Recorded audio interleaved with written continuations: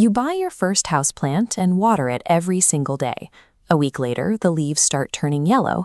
You assume it needs even more care, so you water it again, and then it dies. This sequence is exactly why many people quit. After watching a plant fade away on the windowsill, it's easy to conclude that you lack a green thumb, and that gardening simply isn't for you.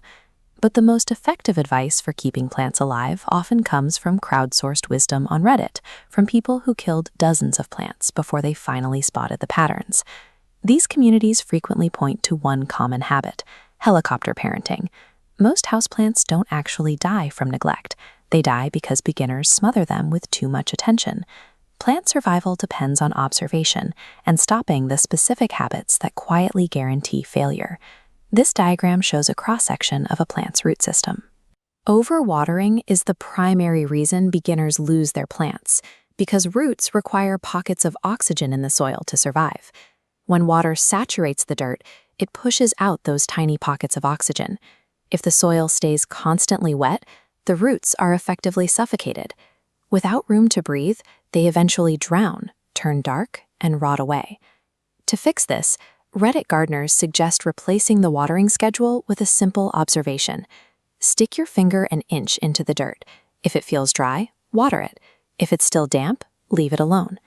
The second major watering mistake involves the container. Beginners often plant directly into decorative pots that have no holes in the bottom. This diagram illustrates what happens inside a closed bottom pot. Excess moisture has nowhere to escape, so it pools at the very bottom. While the top layer of soil might look dry, the lowest roots are trapped in stagnant water. You can solve this by always using pots with drainage holes. If you prefer a pot without them, keep the plant in its original plastic nursery pot and nest it inside the decorative one.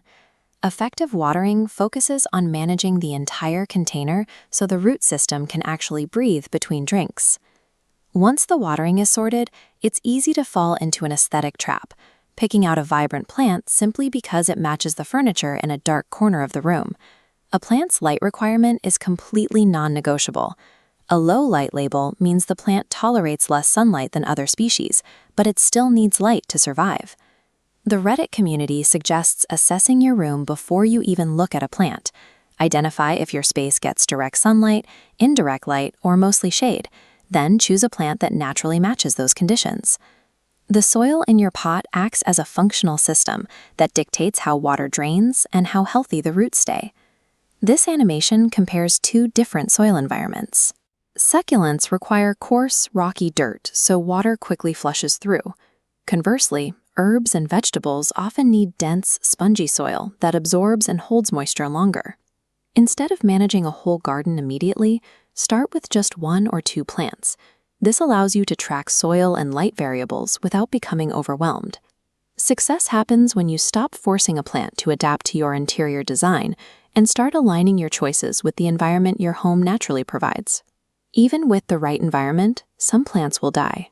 Reddit gardeners call these learning plants, the inevitable casualties that happen while you are still figuring things out. Experienced gardeners treat a dead plant as essential data.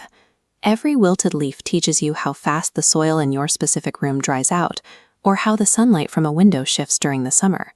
With this mindset, gardening stops feeling like a series of random accidents and starts feeling logical. This shift turns gardening into a slow conversation based on observation and slight adjustments, rather than a quest for perfection. To get your first real win, buy one plant, match it to your actual light, ensure the pot has drainage, and only water when the soil feels dry.